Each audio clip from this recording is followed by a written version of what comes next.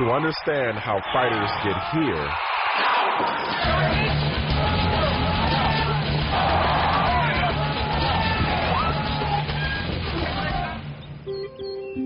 you must understand where they've come from.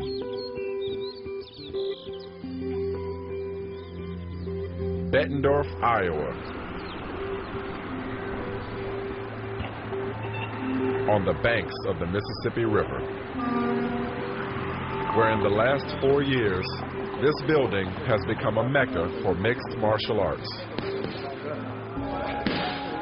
While there are many avenues to success in the sport, this gym produces a unique fighting style combining kickboxing, Brazilian jiu-jitsu, freestyle wrestling, judo, and boxing. A system so effective, it has churned out 11 world champions, including UFC heavyweight Tim Sylvia, who has trained at the gym since it opened. The architect behind this style is 41-year-old Bettendorf native Pat Miletich, who owns and operates the gym. A 5-time Ultimate Fighting champion, he is regarded as an Obi-Wan Kenobi-like figure within mixed martial arts. Miletich has also coached the Silverbacks of the International Fight League to back-to-back titles. A lot of guys come from all over the world, really, to train here. And no matter where you turn, for the most part, you're going to run into a world-class fighter. Don't reinvent the wheel, young man. He will teach you everything under the sun. I'm just still totally amazed. And the fact that not only teach you, but you can actually go out and see him spar with the best in the world. The opportunity to become a world-class fighter draws hundreds of disciples here each year. Some are right off the bus, carrying little more than the clothes on their backs. Others are seasoned fighters, eager to hone their skills. All of them will face a brutal regimen that is now legendary in martial arts circles. When you're new coming here, you get beat on pretty bad. It's like fresh meat, guys try to, work you pretty good, and it's tough, It let me know that, I need to up my game and, do something to reach these guys' level, Moving here and getting in with these guys, I think was the best move. Well, when you come here, if it's your first time here, you run the gauntlet. You step in that mat, and you got a price on your head. People are like, who's going to knock him out? The price to subject themselves to this gauntlet? $75 a month and 10% of future winnings to Pat if he continues to train them. That's if they make it through up to 6 hours a day of running and lifting and sparring and suffering. Most people don't want to stick around and take beatings and get better. They just want to be good right away, and really, you're just not. There's not a world champion at my gym that hasn't broken down in tears several times and decided that they were going home. And it's those guys that do that and then decide to try a little bit longer are the guys that end up, being the great fighters, because this sport will break you. It's just that hard. It's that demanding.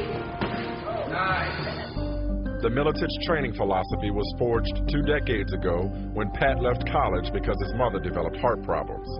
Then, rather than continue working 3 jobs to help pay the bills, Miletich climbed into the ring. As a young fighter, for me, it was more about survival. For me, it was my back was in a corner, and it was either win or die. It was just the way I was. And those were good times, actually. It makes you realize what you're made of. Fighters find out very quickly what they're made of.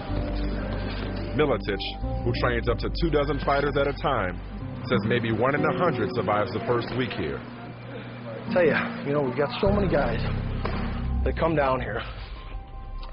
Tough guys, real tough, big guys who think that all it takes is a little bit of attitude and a little bit of muscle, and then they've got the right recipe for success. Come down Monday, and by Wednesday they're gone.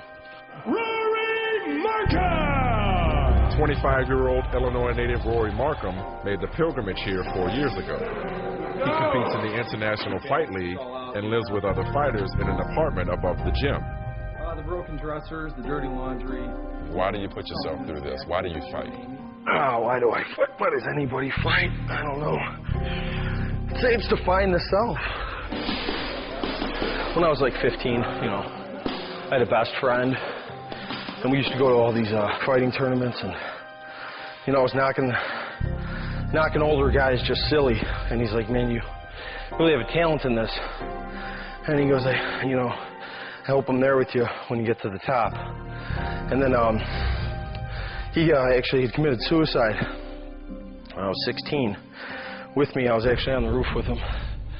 It's just kind of been a vow that I've made to myself. It's not the whole reason I do it, but it's definitely, takes a big chunk out of the question why. 28-year-old Mike Cisnalevich grew up in Williamstown, Pennsylvania, and earned an education degree 6 years ago. But after a few years of teaching, he found himself at a crossroads. February 14th, Valentine's Day, single guy, didn't have a Valentine. I was like, I might as well go to Iowa. So I packed up my car, drove 15, 16 hours, you know, through the middle of the night. And, you know, my family was pretty upset, my mom and everybody, but I knew it was something I had to do, and I'd regret if I didn't. Most of the men who journey to Iowa and survive the test of this gym will fight professionally, where they can earn anywhere from a few thousand to $250,000 per fight. The lessons learned inside these walls reverberating on a bigger stage. I would rather have a kid suffer in the room over and over and over, where I can control things and keep him safe, than, you know, in the ring or cage in front of 25,000 screaming fans and millions on pay-per-view or television, where something really bad can happen to him. If you fake and make him miss and then unload on him because he's going to miss and he's going to be stuck somewhere. When things are going wrong in a fight, are you going to be able to grit your teeth and get through it? And that's what we practice every day here, how to grit your teeth and basically walk through hell. You know, if you've got it in those deep, dark situations, you know, a lot of people are afraid of failure, but even more people are afraid of success. And I want to make sure that when I get there, I'm not afraid.